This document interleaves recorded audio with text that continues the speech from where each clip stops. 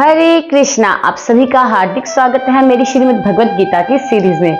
आज की इस वीडियो में हम अगले श्लोकों का श्रवण करेंगे। उससे पहले आप चैनल को सब्सक्राइब कर दिए और वीडियो को लाइक कर दीजिए।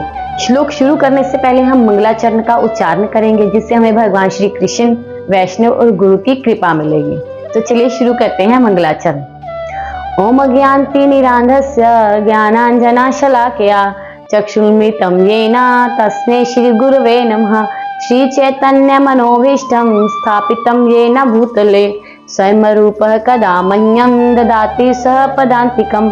वन्देऽहं श्रीगुरु श्रीयुतपदकमलं श्रीगुरुन् वैष्णवांश्च श्रीरूपं सागरजातं सैगं रघुनाथान्वितं तं सजीवं सावधेतं सावधूतं पर्जन सहितं कृष्ण चैतन्य देवं श्री राधा कृष्ण पादान् सैगं ललिता श्री विशाखान्वितांश्च।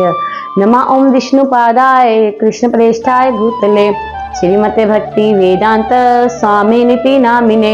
नमस्ते सारस्वते देवे गौरवाणी प्रचारिणे निर्विशेष शून्यवादी पाश्चात्य देश तारिणे। हे कृष्ण करुणा सिंधु दीनबंधु जगतपते गोपेश गोपिका कांत श्री राधा कांत नमस्तुते। तप्त कांचन गौरांगी श्री राधे वृंदावनेश्वरी विश्वानुसुते देवी प्रणमामि हरिप्रिये। वाञ्छाकल्पतरुभ्यश्च कृपा सिन्धुभ्येव च पतितानां पावनेभ्यो वैष्णवेभ्यो नमो नमः। जय श्री कृष्ण चैतन्य प्रभु नित्यानंद श्री अद्वैत गदाधर श्रीवासादि गौर भक्त वृंद।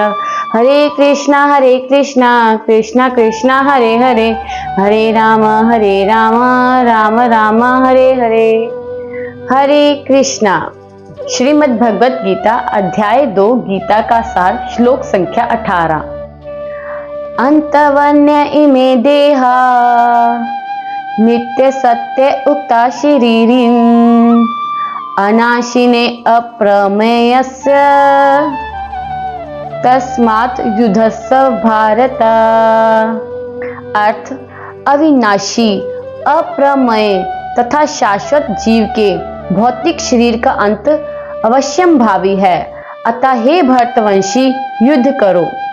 तात्पर्य, भौतिक शरीर स्वभाव से नाशवान है, यह तत्क्षण नष्ट हो सकता है और 100 वर्ष बाद भी यह केवल समय की बात है।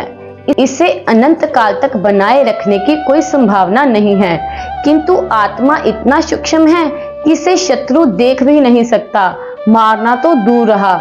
जैसा कि पिछले श्लोक में कहा गया है, यह इतना सूक्ष्म है कि कोई इसके मापने की बात सोच भी नहीं सकता।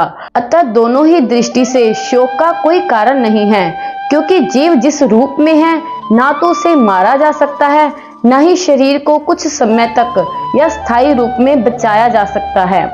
पूर्ण आत्मा के सूक्ष्म कण अपने कर्म के अनुसार ही यह शरीर धारण करते हैं, अतः धार्मिक नियमों का पालन करना चाहिए। वेदांत सूत्र में जीव को प्रकाश बताया गया है, क्योंकि वह परम प्रकाश का अंश है। जिस प्रकार सूर्य का प्रकाश सारे ब्रह्मांड का पोषण करता है, उसी प्रकार आत्मा के प्रकाश से इस भौतिक देह का पोषण होता है। जैसे ही आत्मा इस भौतिक शरीर से बाहर निकल जाता है, शरीर सड़ने लगता है, अतः आत्मा ही शरीर का पोषक है। शरीर अपने आप में महत्वहीन है, इसलिए अर्जुन को उपदेश दिया गया कि वह युद्ध करे और भौतिक शारीरिक कारणों से धर्म की बलि ना होने दे। श्लोक संख्या 19। य एनं वेत्ति हन्तारं यह च एनं मन्यते हतम् उभयो तो न विजानीत न अयं हन्ति न हन्यते। अर्थ, जो इस जीवात्मा को मारने वाला समझता है तथा जो इसे मरा हुआ समझता है, वे दोनों ही अज्ञानी हैं, क्योंकि आत्मा ना तो मरता है और ना मारा जाता है। तात्पर्य, जब देहधारी जीव को किसी घातक हथियार से आघात पहुंचाया जाता है, तो यह समझ लेना चाहिए कि शरीर के भीतर का जीवात्मा मरा नहीं। आत्मा इतना सूक्ष्म है कि इसे किसी तरह के भौतिक हथियार से मार पाना असंभव है, जैसा कि अगले श्लोकों से स्पष्ट हो जाएगा। न ही जीवात्मा अपने आध्यात्मिक स्वरूप के कारण बद्ध है, जिसे मारा जाता है या जिसे मरा हुआ समझा जाता है वह केवल शरीर होता है, किंतु इसका तात्पर्य शरीर के वध को प्रोत्साहित करना नहीं है। वैदिक आदेश है मा हि स्यात् सर्वभूतानि, किसी भी जीव की हिंसा ना करो, ना ही जीवात्मा अवध्य है का अर्थ यह है कि पशु हिंसा को प्रोत्साहन दिया जाए।